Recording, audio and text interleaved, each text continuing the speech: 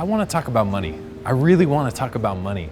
In last week's video, which you can see here if you haven't already seen it, I talk about turning down a job. And that video is great and all, except that I felt that the final cut was missing something.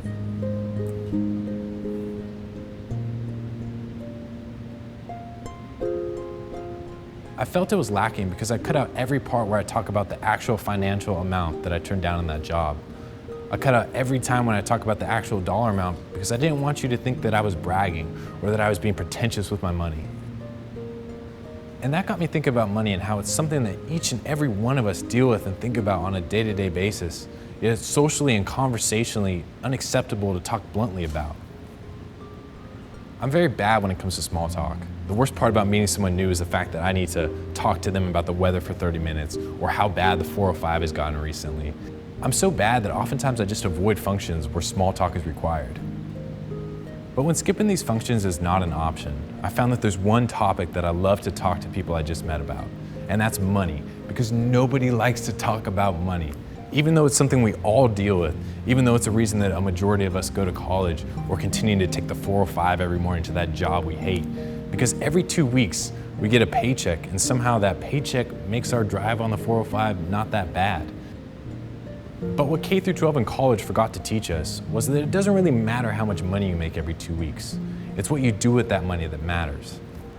But these days, we don't talk about that because I can look like I have money when I don't have any money. I can lease the Benz, I can rent the nice house in the hills, I can take out a loan just so I can buy that new iPhone, all while drowning in debt. But hey, no one knows that because I look like I'm rich. Any given hour, I can go on the hottest social media platform of the month, and it's a straight bragathon over who can flash their money the best. As a society, we pat each other on the back like we have money, but in reality, we're living paycheck to paycheck, living this facade of a life that everyone else appears to be living.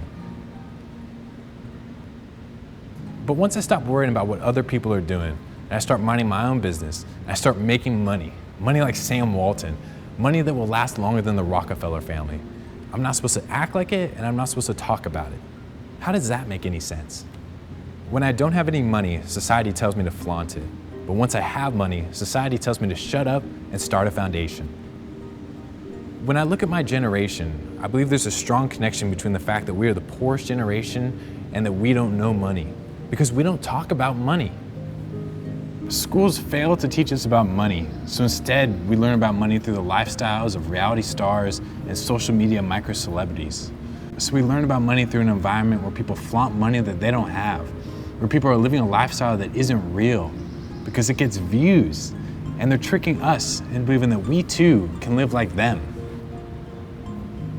I believe that we are only hurting ourselves by letting this happen and by continuing to make talking about money a taboo subject. So let's talk about money. I want to talk about money. I want to talk about money right now when I'm making $35,000 a year. And I want to talk about money when I buy Forbes magazine and put myself on the Forbes list, thanks to compound interest. And maybe thanks to buying the magazine, but thanks to compound interest. I'll see you next week.